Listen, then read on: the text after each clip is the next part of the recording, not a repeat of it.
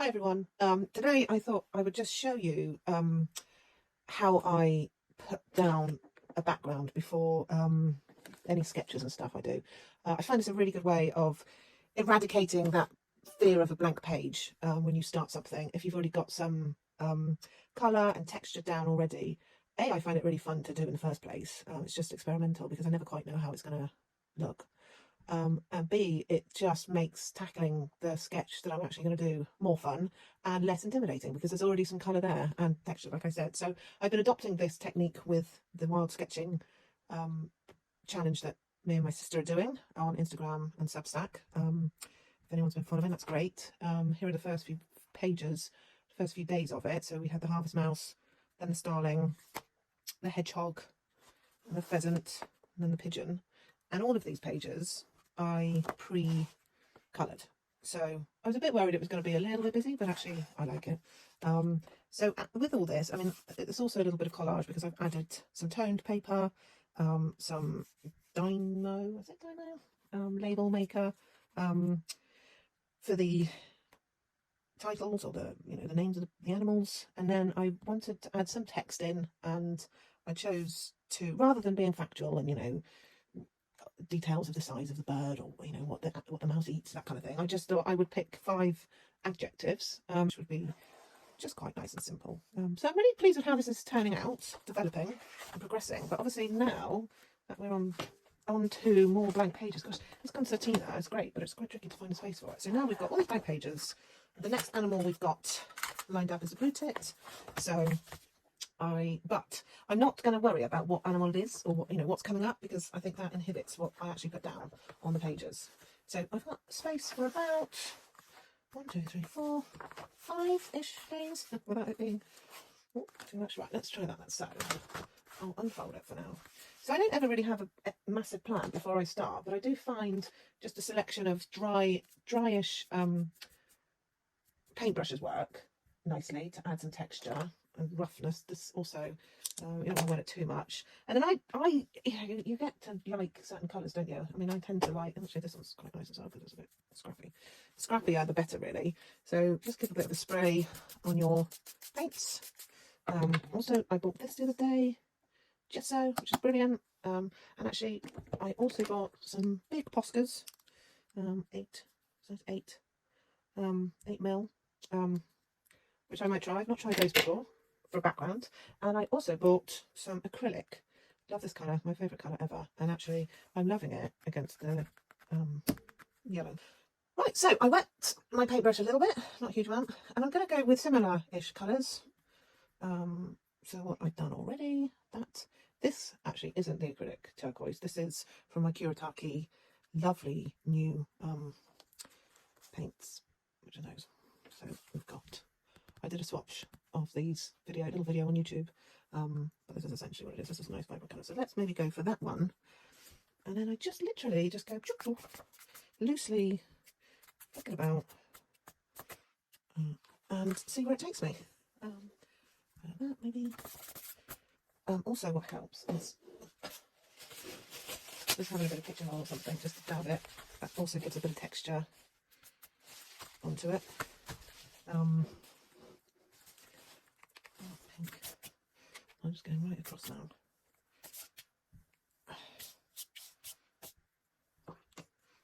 And just having fun. Kind of not getting too worked up about it. I think if you try and make it a certain way,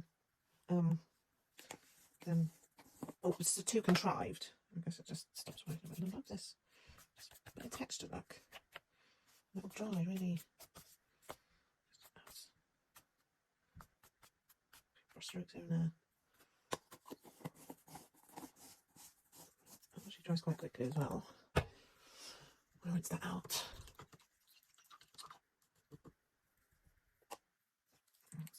This is my.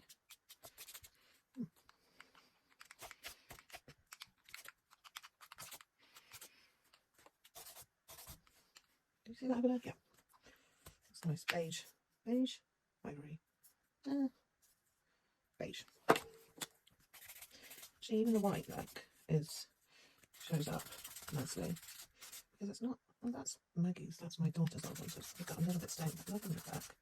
That's lovely. And some bit wishy-washy here maybe. So we get again dip paintbrush a bit, but different paintbrush. A little bit of a deeper, darker tone on there, and that's much drier paintbrush. So you're getting a scratchy, nice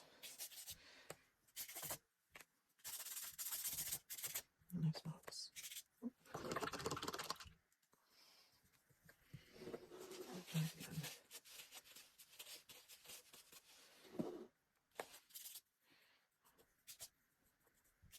Okay, I'm going to go 2 months. That'll probably do. And then, just to add a little bit more craziness, these I'm loving. These are Jackson's Handmade Soft Pastels, Neo, fluorescent basically. So we've got fluorescent pink, fluorescent red, and fluorescent orange. And those I don't hold very well. I rub it a bit, but just makes it pop. Just random bits.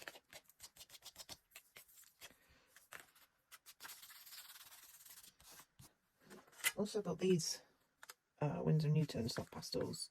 They're not quite as nice as Jackson's, but they were cheaper. And I'm just highlighting, so where you can see some darker patches, I'm just going a little bit more with the soft pastel, just to add some more depth to it all really. So let's get some tile paper. I'll just take some sort of strip. Just tend to just rip it so you don't get like the straight edges. And then what I've been using, rather than Grit Stick, is acrylic matte medium. A little goes a long way, and if you I'll just use it like PVA basically. But what's nice about it is sometimes I just let it go wherever without thinking about it too much.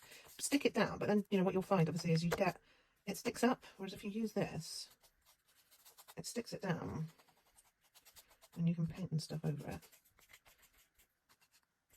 which is really nice. Doesn't take very long to dry either.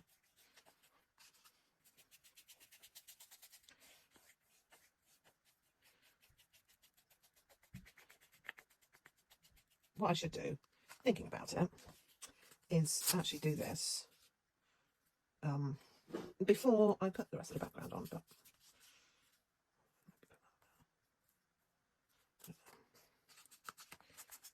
need a bit more.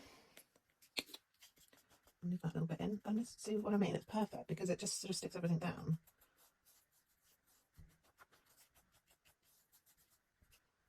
Flattening it. So get my Posca again. That's really nice. And you can rub the Posca. Actually really loving this beige. It's so nice. Look at that lovely smudgy.